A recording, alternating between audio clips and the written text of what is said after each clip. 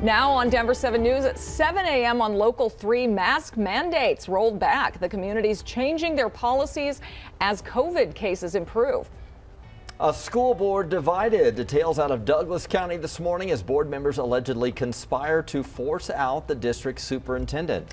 And a little later this morning, today is the start of Black History Month. We're highlighting the history behind one iconic library that continues to shape our state.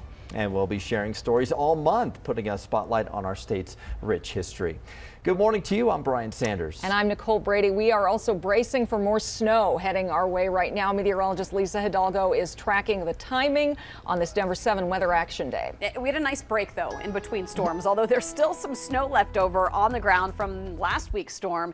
It melted a lot off, though, yesterday as we had temps in the 50s and 60s. Today is a lot colder. We're tracking a cold front that's moving in as we speak. We're at 22 in Denver right now. It feels like 13, and we're going to see this afternoon highs only right around 30 degrees, so close to freezing today. Overnight tonight, it's going to get cold. Snow is going to start developing this afternoon. Satellite and radar is going to start to fill in a lot more here, and we're going to likely start to see a little light snow falling north of Fort Collins and a little closer to Cheyenne early this morning.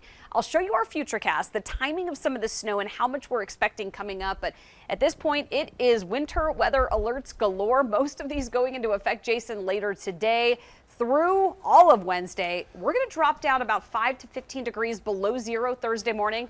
It's going to get cold. We'll take a closer look at that coming up. And it will be icy, it will be snowy, it will be slick, it will be slow. All of the above will be an issue for us, especially in these bridges, ramps, and overpasses like down here at C-470 at I-25. Park Meadows is right over there. So this is the southbound side of I-25. There's the northbound side through the Denver Tech Center. Let me take you to the north side of town where we have a problem on I-76. It's on that westbound side right near 88th Avenue. From the camera over there, you can see that the crash is tucked in here to the left shoulder. So still waiting on first responders, but it's drawing enough attention, drawing enough looks to slow down traffic a little bit extra heavy on that trip down to 74th Avenue. That's why it's a couple extra minutes here on that westbound side. The rest of the drive, pretty typical stuff for us. I-70, the drive to or from the airport looks pretty standard. No problems for us down to the south side except for this one crash, minor one, there at Hamden and Monaco on that just off of I-25. All right, well, ahead of tomorrow, a good way to get ahead of the storm is to download the free Denver 7 Plus app. You can follow the forecast anytime. We also have a 24/7 weather stream, a 10-day forecast, and an interactive radar on there.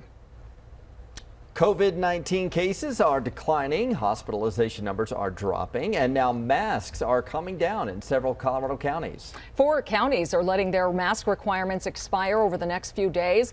That's Denver on Friday, on Saturday, Adams and Arapahoe counties, and Larimer County the following Saturday. Denver 7's Colette Bordelon joins us live. And Colette, we're hearing from business owners and other venues about the mask rules changing once again. Yeah, they've had to make a lot of tough decisions throughout this entire pandemic, and it's become almost second nature for all of us to have our mask at the ready or our proof of vaccine pulled up on our phone before entering any restaurant or bar in Denver. But starting on Friday, you can just walk on in, of course, if the business allows that. Public health experts say the Omicron variant has run out of fuel in the community, but the mandate will continue for schools and childcare facilities. As of Monday, more than 3/4 of all Denver residents are fully vaccinated. Those with the Denver Department of Public Health and Environment say letting the mask mandate expire will have little change on the number of COVID cases or hospitalizations in the metro, which have dropped since the holiday surge.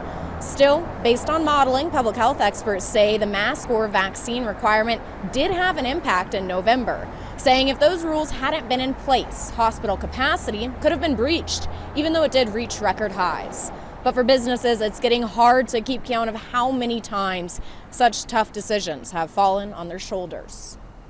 Doing this for the first time, we're still kind of navigating our way through everything, not just the pandemic. But it would have been nice if it didn't fall always on the small business owner for these decisions to be made. Those with the Colorado Restaurant Association hope that customers comply with any regulations a business may choose to keep in place even after that mandate expires. Now, sports and entertainment venues, they'll also have to make their own decisions regarding masks. For example, Ball Arena, for anyone ages 2 and up, those masks are staying on. Ages 12 and up, you'll need proof of a vaccine or a negative test before going inside. Then over at the Denver Center for the Performing Arts, they say people 5 and up will need proof of a vaccine, and they tell tell us there's no plans of ending their mask requirements anytime soon. In Denver, Colette Bordelon, Denver 7. Yeah, just a reminder, be respectful wherever you go. Jefferson County's Board of Health will talk about its mask mandate on Thursday. The board says it is still monitoring cases there, hospitalizations and other data. Broomfield's current mask order expires Thursday, and so far no planned meeting about whether it should stay or go. And we're also hearing from you about when is the right time to end mask orders. Andrew writes, haven't worn a mask through any of the mandates, just another unenforceable rule gone. Terry says she disagrees, but I'll continue to protect myself and the people I care about. Wanda says it only means that masks won't be a requirement. Those who want to wear them can continue to do so. And we'd love to hear from you. Be sure to send us your comments to 360@thedenverchannel.com or on our Denver 7 Facebook page. Denver 7 spoke with the director of emergency services at Swedish Medical Center about the mask mandates going away. He says it's great we've reached this point, but still encourages some people, especially the immunocompromised, to protect themselves. And folks should take precautions accordingly. So if you're going to be in an enclosed environment with other people, if you're, for example, on an airplane or traveling, or really can't know who around you may or may not be vaccinated, it would be prudent to continue to consider wearing a mask. And I think we're always needing to adapt to whatever the kind of current conditions are. The good news about the current Omicron, variant is that for people who are fully vaccinated and boosted, the morbidity and risk is very, very low. Yeah, we went on 6 months mask-free the last time mandates were lifted. The statewide mask order was lifted on May 14th of last year, but then the Delta variant arrived, and by Thanksgiving, masks were once again mandatory in many communities around the metro. COVID numbers are trending in the right direction across the country right now, although doctors are still worried about another variant on the horizon. Here's Britt Conway. How can we transition back to normal? Normal. Remember that? We cannot be living in a perpetual state of emergency. We are trending in the right direction. On average, new cases of COVID-19 are down 39% from the Omicron peak. Hospitalizations in many states are falling too. And there has to be an off-ramp for many restrictions that people don't want, especially because we have safe and effective vaccines. Moderna's COVID-19 vaccine for people 18 years old and up just got full approval from the FDA. And Novavax says it's formally submitted a request for FDA emergency use authorization for its vaccine for adults. The Pfizer-BioNTech vaccine for kids ages 6 months through 4 years old could be authorized for emergency use in early March, according to a Pfizer board member.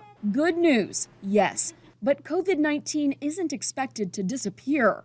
We have to recognize that we're going to be living with COVID for the foreseeable future. We need to have a reasoned conversation, establish the benchmarks for when restrictions can go, with the understanding that they may need to come back if we have a new, more threatening variant in the future. This health expert says it's less if and more when. We have to assume it's going to hit us again. And just like in 2021 and 2020, it'll hit the southern United States and create another massive wave.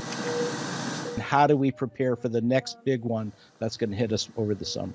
I'm Britt Conway reporting. Drama is unfolding in Douglas County this morning after school board members are accused of forcing the superintendent to resign. Denver 7's KRISTIAN LOPEZ joins us live with the latest from the state's third largest school district. KRISTIAN, thousands of teachers and families are wondering why this is happening without their knowledge.